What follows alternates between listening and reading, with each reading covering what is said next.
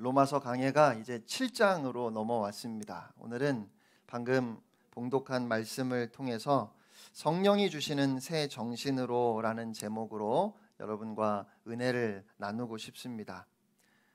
한 목사님이 집회를 인도하시다 보니까 눈에 띄는 여자 성도 한 분이 있었다고 합니다. 얼굴 표정이 너무 밝고 환하고 그 모습이 인상에 남는 분이었습니다. 그런데 집회를 마치고 식사 대접을 받는 자리에 나가보니까 그분이 나오셔서 또 목사님이 놀랐습니다. 목사님은 그 여성도님이 혼자 나오셨기에 왜 남편은 같이 안 오셨어요? 라고 물었고 벌써 오래전에 남편과 사별했다는 대답을 들을 수 있었습니다. 식사를 마치고 숙소로 돌아오는 길에 그 목사님이 말했습니다. 그러면 그렇지, 남편 있는 여자의 얼굴이 아니었어. 지금 웃으신 분들은 그 목사님의 말에 다 동의하시는 건가요? 저는 오늘 사도 바울이 예를 들어서 설명하는 것이 아주 못마땅합니다. 왜 이런 예를 들어서 설명하는지 모르겠어요. 그러나 아무리 제가 마음에 안 들어도 어쩌겠습니까? 하나님의 말씀인데요. 본문에서 사도 바울은 예수님을 믿음으로 달라진 삶을 나쁜 남편과 살던 여인이 그 남편이 죽고 사랑이 많은 새 남편과 재혼하여 사는 것과 같다고 그렇게 설명합니다. 물론 이 말씀은 당시의 상황이나 당시의 법을 좀 이해해야 할 필요가 있을 것 같아요. 한 자매가 결혼을 했는데 남편이 아주 까다롭고 엄격했습니다. 아침에 출근하면서 하루 동안 아내가 집에서 해야 할 일을 적어서 리스트를 주고 갔습니다. 화장실에 머리카락이 4가닥 떨어져 있었고 창틀에 먼지가 있었으니까 청소를 하라는 등 하루 동안 해야 할 일의 목록을 주고 퇴근하면 제일 먼저 그 목록을 가져오라고 하고 흰 장갑을 끼고 검사를 하는 겁니다. 아주 예전에 텔레비전에서 이런 모습을 종종 보곤 했는데 오래전에 역사 속에 사라진 모습이죠. 그래서 여러분이 전혀 공감할 수 없는 이야기일 것 같기는 합니다. 아무튼 이 아내는 남편의 퇴근 시간이 가까워 오면 가슴이 뛰어서 어쩔 줄 몰랐습니다. 불안하고 초조하고 두려웠습니다. 그러다가 하나님의 은혜로 이 남편이 일찍 죽었습니다. 그래서 재혼을 했는데 두 번째 남편은 그야말로 사랑 그 자체입니다. 나는 당신이 행복한 게 최고야. 사랑해. 그렇게 매일 무리하지 말고 잘 쉬고 있으라고 인사를 하고 출근합니다. 그리고 퇴근하고 집에 돌아오면 오늘도 수고했다고 안아줍니다. 세상에 이런 남편이 없어요. 남편이 퇴근할 시간이 가까워 오면 아내는 또 가슴이 뛰어 어쩔 줄 몰랐습니다. 전에는 불안과 두려움에 가슴이 뛰었다면 이제는 사랑과 기대로 가슴이 뛰는 겁니다. 그래서 남편을 기다리며 집안 청소도 열심히 합니다. 아니, 단순히 청소를 넘어서 집안 인테리어 수준까지 갔습니다. 어느 날 평소처럼 청소를 하다가 책장에서 오래된 바인더를 발견했습니다. 열어보니까 전 남편이 출근할 때 주었던 해야 할 일 리스트를 모아놓은 거였습니다. 그걸 보다가 이 아내가 깜짝 놀랐습니다. 지금 자기가 전에는 그렇게 하기 싫었던 일을, 아니 그 이상을 기쁘게 하고 있는 것을 발견한 겁니다. 바로 이것이 오늘 본문을 조금 이해하기 쉽게 각색한 것입니다. 이 이야기에서 여인은 그리스도인을 의미하고 엄격하고 두려운 남편은 율법을 상징하고 새 남편은 예수님입니다. 1절 말씀을 함께 읽겠습니다. 시작. 형제들아, 내가 법 아는 자들에게 말하노니 너희는 그 법이 사람이 살 동안만 그를 주관하는 줄 알지 못하느냐. 아멘. 그렇지요. 어떤 법도 사람이 살아있는 동안에만 영향을 미칩니다. 사람이 죽고 나면 더 이상 그 사람에게 효력을 미치지 못해요. 만약 범죄자가 경찰에게 쫓겨다니다가 잘못해서 죽거나 혹은 목숨을 끊었다면 그것으로 끝난 겁니다. 또 하나 법이 영향을 미치지 못하는 경우가 있습니다. 법의 시효가 끝난 경우입니다. 일제 강점기 때 우리를 힘들게 하고 우리를 억압했던 법은 이제 우리에게 영향을 미치지 못하지요. 1945년 8월 15일에 대한민국이 광복을 맞이하는 순간 그 법의 시효가 끝나버렸기 때문입니다. 2절 말씀입니다. 남편 있는 여인이 그 남편 생전에는 법으로 그에게 매인 바 되나 만일 그 남편이 죽으면 남편의 법에서 벗어나느니라. 옛날 로마법에서는 부부 사이에 이혼을 하느냐 안 하느냐의 결정권은 오직 남편에게 있었습니다. 아내는 남편이 죽기 전에는 이혼할 방법이 없었어요. 그러니까 아내에게 있어서 남편은 살아있는 법 자체였습니다. 남편이 살아있는 동안에는 남편이 악하든지 폭력적이든지 간에 아내는 남편에게 예속되어 자유가 없었습니다. 하지만 남편이 죽으면 더 이상 아내에게 영향을 미치지 못합니다. 남편이라는 법의 시효가 끝났기 때문입니다. 아내는 남편으로부터 완전히 해방되어 얼마든지 자기가 원하는 삶을 살 수 있고 다른 사람과 재혼할 수도 있었습니다. 이것이 3절 말씀이지요. 그러므로 만일 그 남편 생전에 다른 남자에게 가면 음녀라. 그러나 만일 남편이 죽으면 그 법에서 자유롭게 되나니 다른 남자에게 갈지라도 음녀가 되지 아니하느니라. 그러면서 이렇게 예를 들어 설명하면서 사도 바울이 지금 전하고자 하는 중요한 내용은 4절 말씀입니다. 우리 4절 상반절 말씀을 다 같이 함께 읽겠습니다. 시작. 그러므로 내 형제들아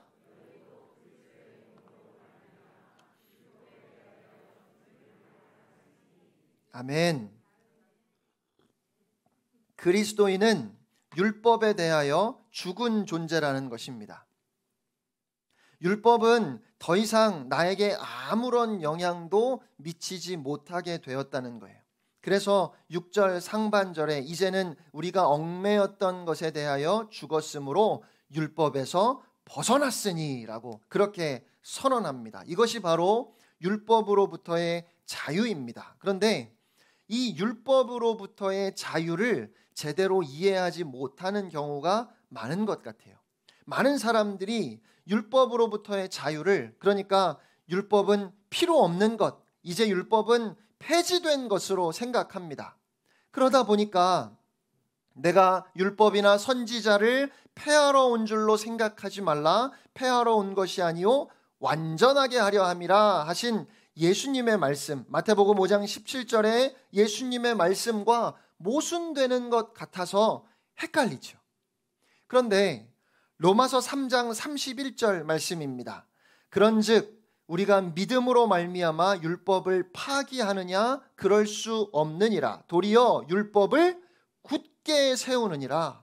사도 바울도 율법을 폐하는 것이 아니라 굳게 세운다고 전하고 있습니다. 또 7장에서 계속해서 이렇게 말씀합니다. 7절 상반절입니다. 그런즉 우리가 무슨 말을 하리요? 율법이 죄냐? 그럴 수 없느니라. 율법으로 말미암지 않고는 내가 죄를 알지 못하였으니. 또 12절입니다. 이로 보건대 율법은 거룩하고 계명도 거룩하고 의로우며 선하도다. 아멘. 율법은 폐하는 것이 아닐 뿐 아니라 율법은 거룩하고 의롭고 선하다고 그렇게 말씀해요. 그렇다면 율법으로부터의 자유는 어떤 의미일까요? 율법의 내용으로부터의 자유가 아니라 율법의 형식으로부터의 자유를 의미하는 겁니다. 하나님 앞에 나아갈 때는 제사장을 통해야 하고 죄를 용서받기 위해서는 반드시 짐승의 피가 있어야 하고 번제를 드리기 위해서는 제물을 다 완전히 불에 태워야 하는 등등 이런 모든 율법의 형식으로부터 우리가 자유케 되었다는 것입니다. 그 이유가 무엇이지요? 4절 말씀을 다시 보겠습니다. 그러므로 내 형제들아 너희도 그리스도의 몸으로 말미암아 율법에 대하여 죽임을 당하였으니 이는 다른 이 곧 죽은 자 가운데서 살아나신 이에게 가서 우리가 하나님을 위하여 열매를 맺게 하려 함이라. 아멘. 그리스도의 몸으로 말미암아 우리가 율법으로부터 자유함을 얻었습니다.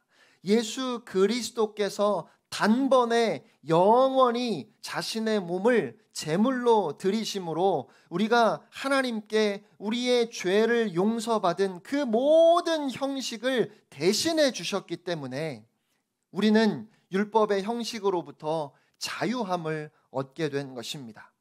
다른 이 곧 죽은 자 가운데서 살아나신 이는 죽은 자 가운데서 살아나신 예수님을 의미하지요. 그리고 하나님을 위하여 열매를 맺게 하려 함이라. 이 말씀은 율법의 내용을 이제 완성케 하려 함이라 하는 그런 의미예요. 그러니까 예수님께서 내가 율법을 폐하러 온 것이 아니라 완전하게 하러 왔다 말씀하셨던 그대로 이제 우리가 예수님께 가서 우리를 그 모든 율법의 형식으로부터 자유하게 하신 예수 그리스도께 속하여 하나님을 위하여 열매를 맺는 삶으로 변화되게 하시려고, 즉 우리의 삶에서 그 율법의 내용이, 그 정신이 완성되게 하시려고 그렇게 예수님은 자신의 몸을 들여 십자가에서 죽으신 것입니다. 여기서 율법의 내용, 율법의 정신이 무엇일까요? 하나님을 사랑하고 이웃을 사랑하는 것입니다. 이것을 완전하게 하기 위해서 예수 그리스도께서 오셨다는 말이지요. 우리는 율법의 형식으로부터 자유를 얻었지만 또한 예수 그리스도 안에서 그 율법의 내용을 이제 열매 맺는 삶을 살아가야 하는 겁니다. 5절 말씀입니다. 우리가 육신에 있을 때에는 율법으로 말미암는 죄의 정욕이 우리 지체 중에 역사하여 우리로 사망을 위하여 열매를 맺게 하였더니 우리가 육체의 소욕을 따라 살면 죄가 왕노릇했다는 것을 이미 공부했지요. 그리고 죽음의 열매만 맺게 합니다. 그런데 6절 말씀입니다. 이제는 우리가 얽매였던 것에 대하여 죽었으므로 율법에서 벗어났으니 이러므로 우리가 영의 새로운 것으로 섬길 것이요 율법 조문의 묵은 것으로 아니할지니라. 아멘. 이제는 우리가 얽매였던 것, 즉 죄에 대해서 죽었습니다.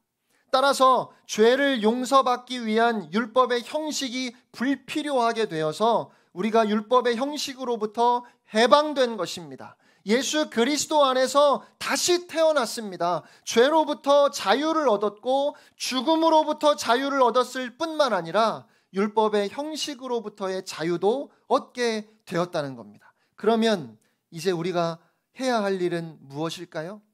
우리는 어떻게 살아야 할까요? 6절 마지막 말씀처럼 섬기는 삶, 누구를요? 하나님을 섬기는 삶을 살아야 합니다. 어떻게 하는 것이 하나님을 바르게 섬기는 것이지요? 하나님을 사랑하고 이웃을 사랑하는 것입니다. 바로 율법의 내용을 우리의 삶에서 완전하게 이루어야 한다는 겁니다. 그런데 중요한 것은 그렇게 하나님을 섬기는 삶을 살아가는 데 있어서 율법의 낡은 형식으로가 아니라 영의 새로운 것으로 한다는 거예요. 새번역 성경을 보면 영의 새로운 것으로라는 이 말씀을 성령님이 주시는 새 정신으로라고 그렇게 번역을 했습니다. 바로 오늘 말씀의 제목입니다. 성령님이 주시는 새 정신으로. 다시 말하면 매 순간 성령님이 주시는 도우심으로 살아가는 것입니다. 결국 하나님의 은혜를 말씀하는 거예요. 우리는 예수 그리스도를 믿음으로 하나님의 자녀가 됩니다. 그런데 하나님의 자녀로 살아가는 삶도 예수님을 믿음으로 가능합니다. 복음은 처음도 믿음이고 그 다음도 믿음이에요. 처음 예수님을 우리의 마음에 받아들일 때도 믿음으로 시작하는 것이고, 그 다음 이 세상을 다르게 거룩하게 성결하게 살아가는 그 삶도 오직 예수님을 의지하는 믿음으로 살아가는 것입니다.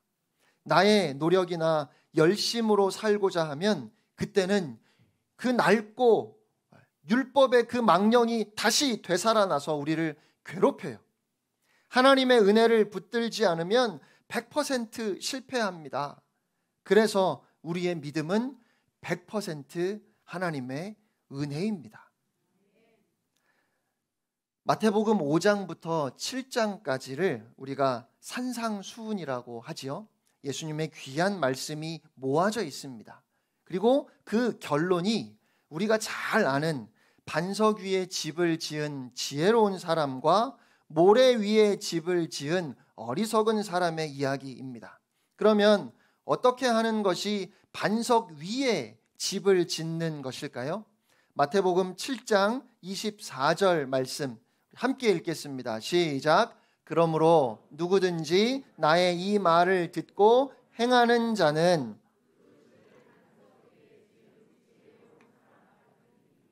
아멘, 아멘. 어떤 사람이 반석 위에 집을 짓는 지혜로운 사람이라고요? 나의 이 말을 듣고 행하는 사람. 이 말씀을 우리가 잘 이해해야 돼요. 이 말씀에 대해서 우리가 보이는 일반적인 반응은 무엇일까요? 그래, 내가 주님의 말씀을 그대로 행하며 살아야지. 오늘부터 내가 주의 말씀을 그대로 실천하며 살 거야. 그런데요, 제가 단언컨대 여러분은 그렇게 못 살아요. 그렇게 살 수 없습니다. 100% 실패할 겁니다.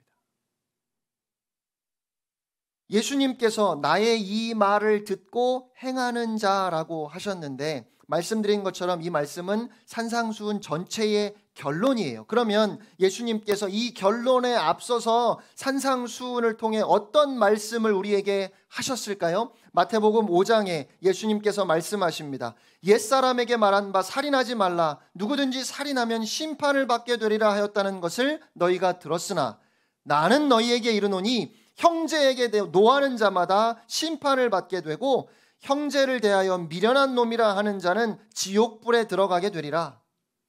또 간음하지 말라 하였다는 것을 너희가 들었으나 나는 너희에게 이르노니 음욕을 품고 여자를 보는 자마다 마음에 이미 간음하였느니라.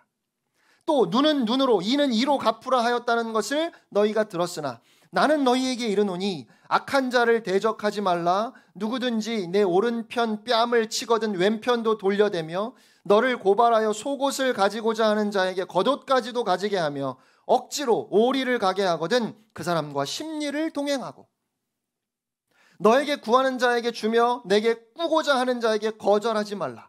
또 내 이웃을 사랑하고 내 원수를 미워하라 하였다는 것을 너희가 들었으나 나는 너희에게 이르노니 너희 원수를 사랑하며 너희를 박해하는 자를 위하여 기도하라.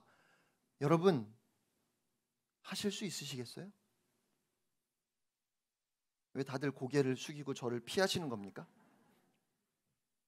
여자를 보며 음욕을 품은 자마다 간음한 것이고 형제를 미워하면 이미 살인한 것인데 할 수 있으시겠습니까? 또 예수님이 이런 말씀도 하셨어요. 만일 네 오른 눈이 너로 실족하게 하거든 빼어내버리라. 내 백체 중 하나가 없어지고 온 몸이 지옥에 던져지지 않는 것이 유익하며 또한 만일 내 오른손이 너로 실족하게 하거든 찍어내버리라. 내 백체 중 하나가 없어지고 온 몸이 지옥에 던져지지 않는 것이 유익하니라. 아멘. 여러분, 우리가 정말 이 말씀 그대로 한다면 글쎄요, 다음 주일에 두 눈 멀쩡히 오실 분이 있으실까요? 사지가 멀쩡하게 교회에 오실 수 있는 분이 계시겠습니까? 그러면 나의 이 말을 듣고 행하는 자가 반석 위에 집을 짓는 지혜로운 자라고 하시는 예수님의 말씀에 우리는 도대체 어떻게 해야 되는 겁니까? 우리가 할 수 있는 대답은 무엇일까요? 주님, 저는 못합니다. 저는 할 수 없습니다. 그것이 우리의 솔직하고 또 우리가 할 수 있는 유일한 대답일 거라고 생각합니다. 그런데 저는 이 말씀을 하신 주님의 의도가 바로 그것이라고 생각합니다. 율법은 인격적인 존재가 아닙니다. 그러니까 매정합니다. 율법은 우리에게 하나님이 어떤 것을 원하시고 어떤 것을 미워하시는지 그것만 알려줄 뿐입니다. 우리가 죄를 지을 때 우리를 품어주지 않아요. 죄 짓지 않게 도와주지도 않고 오직 우리가 죄인임을 드러낼 뿐입니다. 항상 우리를 죄책감 속으로 몰아갑니다. 끝도 없이 지키고 또 지켜야 하는 규정입니다. 이렇게 율법에 의해서 하나님을 믿으면 그 마음에 기쁨이 없어요. 그런데 우리의 신앙생활은 그렇게 율법의 낡은 형식으로 하는 것이 아니라 성령님이 주시는 새 마음으로, 새 정신으로 오늘도 우리 안에서 역사하시는 하나님의 은혜로 하는 것이라는 말이에요. 주님 앞에서 우리가 할 수 없음을 겸손하게 인정할 때 주님께서 말씀하십니다. 그래, 너는 할 수 없어. 너는 할 수 없어. 그래서 내가 너를 위하여 했다. 그래서 내가 너를 위하여 십자가에서 죽었다. 그래서 내가 너를 위하여 너의 의가 되었다. 사랑하는 성도 여러분, 우리가 할 수 없기 때문에 주님이 하셨습니다. 우리는 스스로 의로울 수 없기 때문에 그래서 주님이 우리를 위하여 십자가에 달려 죽으셨습니다. 그렇게 십자가의 보혈로 우리를 깨끗하게 하시고 우리를 구원하신 주님이 이제 다시 말씀하십니다. 내가 너를 위하여 다 이루었다. 그러니까 한번 해보지 않을래? 그러니까 나와 함께 이렇게 한번 살아보지 않을래? 내가 도와줄 테니까, 내가 너의 소망이 되고 내가 너의 능력이 되고 내가 너의 힘이 되어줄 테니까, 내가 절대로 너를 홀로 버려두지 아니하고 세상 끝날까지 너와 함께 할 거니까, 그러니까 이렇게 한번 살아보지 않을래? 이제 우리가 하나님의 말씀대로 하나님을 잘 믿고 섬기며 우리의 삶 가운데 그 영광스러운 열매를 맺으며 살기를 원하는 것은 나의 힘으로, 나의 능력으로가 아니라 나를 사랑하셔서 나를 위해 자기의 몸을 버리신 예수 그리스도의 능력으로, 성령님이 주시는 새 마음으로, 새 정신으로 살기를 원하는 것입니다. 그것이 하나님을 섬기는 삶이고 그것이 거룩한 열매를 맺는 삶임을 오늘 성경은 우리에게 말씀합니다. 누구든지 자기의 열심으로 하나님의 법을 지키려고 하면 언제나 따라오는 것은 끊임없는 죄의식입니다. 우리가 큐티를 할 때, 말씀을 묵상할 때 강조하는 것 중에 하나가 구체적인 적용이 있어야 된다는 거예요. 이 말씀을 이해하고 그 말씀을 묵상하고 그래서 오늘 나의 삶에서 어떻게 실천할 것인지 구체적인 적용을 쓰라고 늘 이야기하죠. 재미있는 것은 그래서 말씀 본문은 날마다 바뀌는데 적용은 날마다 똑같아요. 저도 말씀 묵상을 하면서 늘 다짐했습니다. 오늘은 절대로 화내지 말아야지. 만나는 모든 사람들에게 친절해야지. 사람들을 사랑해야지. 그리고는 매일 밤 좌절합니다. 하루도 내가 그래 그렇게 살았어, 말씀대로 살았어라고 만족할 수 있는 날이 없어요. 좀 더 기도했어야 하고 좀 더 주의 복음을 전했어야 하고 충분히 했다 만족할 수 있는 날이 없어서 늘 죄책감에 사로잡혀 죄인의 심정으로 살아갑니다. 그런데 어느 날 제가 말씀을 묵상하는데 저에게 찾아와 주신 예수님의 은혜를 정말 생생하게 깊이 경험할 수 있었습니다. 그 말씀을 통해서 마치 예수님께서 뚜벅뚜벅 저에게 다가오셔서 저의 손을 잡아주시는데 그 예수님의 모습이 너무 생생하게 보이는데 얼마나 감사하고 얼마나 눈물이 나던지요.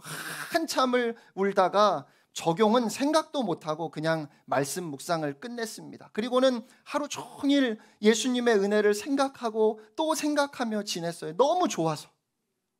그런데 그날 밤에 하루를 돌아보니까 제가 다르게 살았더라고요. 전에는 혹시 운전하고 가다가 갑자기 끼어드는 사람이 있어도 그냥 그러려니 바쁜가 보지 뭐 이러고 그렇게 넉넉하고 너그러운 마음으로 살아야지라고 다짐을 했는데 저도 모르게 이미 화를 확 내고는 그런 저의 모습에 또 죄책감에 사로잡히고 좌절할 수밖에 없었어요. 그런데 그날은 그보다 더한 상황에서도 제가 화를 안 냈어요. 중요한 것은요, 화가 나는데 그 화를 참는 저를 본 것이 아니고 그런 상황에서 화가 안 나는 저를 보게 되었다는 겁니다. 제가 참은 것이 아니에요. 분명히 전 같으면 화가 났을 만한 상황인데 화가 나지 않았어요. 왜냐하면 제가 저에게 다가와 주시고 저에게 손을 내밀어 주시는 주님을 하루 종일 바라보고 있었으니까요. 여러분, 이것이 바로 성령님이 주시는 새 정신으로, 새 마음으로 은혜 안에 살아가는 삶입니다. 내가 주님을 사랑해야지 라고 결심하고 살면 100% 실패합니다. 그런데 오늘도 나를 사랑하시는 주님을 바라봐야지 라고 살면, 그렇게 주님을 바라보면서 나도 모르게 주님의 말씀으로, 그 능력으로, 그 은혜로 다르게 살아가는 나의 모습을 발견하게 되는 거예요. 우리가 하나님을 섬기며 살기를 원하는 것은 우리의 힘으로, 우리의 능력으로가 아닙니다. 나를 사랑하셔서 나를 위해 자기의 생명까지 다 내어주신 예수 그리스도를 바라보며 주의 은혜 안에 그 능력으로 살아가는 것인 줄로 믿습니다. 그래서 오늘 우리에게 가장 중요한 질문이 있다면, 이렇게 함께 예배하면서 저와 여러분에게 가장 중요한 질문이 있다면, 여러분은 지금도 오직 예수님을 바라보고 계십니까? 여러분의 마음에 혹시 주의 은혜가 메마르지는 않았습니까? 여러분은 오직 주님과 함께 하기를 소망하십니까? 라는 그 질문입니다. 사랑하는 성도 여러분, 오늘 우리 마음의 중심에 주님, 나의 부족함과 연약함 가운데에서도 내가 주님만 바라보고 싶습니다. 이 고백이 있기를 소원합니다. 내가 주님의 은혜 안에 있기를 소원합니다. 저의 마음에 십자가의 사랑이 흐르기를 간절히 원합니다. 이 고백이 여러분의 고백이시기를 바랍니다. 우리의 마음이 여러 가지 문제들, 염려들에 눌려 있는 것 같아서, 딱딱하게 굳어진 것만 같아서, 그것이 견딜 수 없이 답답해서, 주님, 내가 이 시간 주님의 손길을, 주님의 만지심을 고대합니다. 사랑하는 성도 여러분, 이 고백이 오늘 우리 마음의 중심에 있기를 바랍니다. 그 고백이 이 예배를 진정한 예배 되게 만드는 고백입니다. 그것이 주님이 바라시는, 성령님이 우리에게 부어주시는 새로운 마음입니다. 한 주간도 그렇게 주님만 바라보며 주님과 동행하는 여러분 모두가 되시기를 주님의 이름으로 축원합니다. 함께 찬양하겠습니다.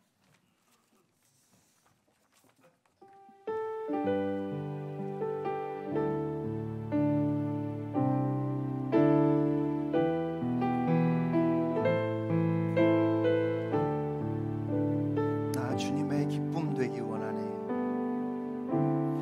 나 주님의 기쁨 되기 원하네. 내 마음을 새롭게 하소서. 새 부되가 되게 하여 주사. 주님의 빛 비추게 하소서. 내가 원하는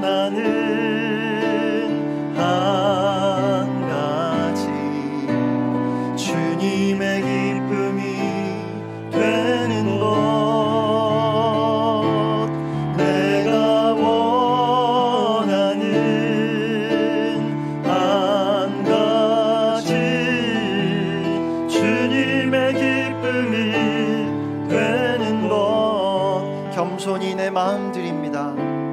겸손히 내 마음 드립니다. 나의 모든 것 받으소서.